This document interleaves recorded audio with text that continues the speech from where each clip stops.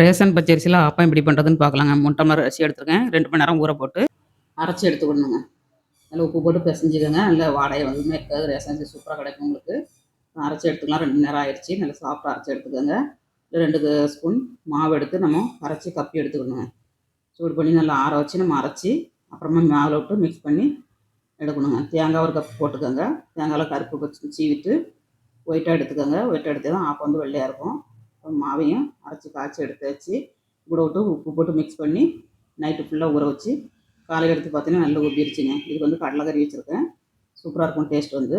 இதே மாதிரி ட்ரை பண்ணுங்கள். ஃபுல் வீடியோ பாருங்கள். இப்போ ஆப்பம் அப்புறமா தோசை கிண்ணத்து இட்லிங்க 3ம் பண்ணியிருக்கேன். ரொம்ப டேஸ்டியாக இருக்கும். ஃபுல் வீடியோ பாருங்கள். டீட்டெயிலாக தெரியும் உங்களுக்கு. வீடியோ பிடிச்சிருந்தால் லைக் பண்ணுங்கள், ஷேர் பண்ணுங்கள், கமெண்ட் பண்ணுங்கள். எல்லாமே சாஃப்டாக இருந்துச்சு. நல்லா எம்மியாட்டு சூப்பராகிட்டு எல்லாம் பண்ணியாச்சுங்க. சாப்பிட்டு பார்க்கலாம். சூப்பராக இருக்குங்க.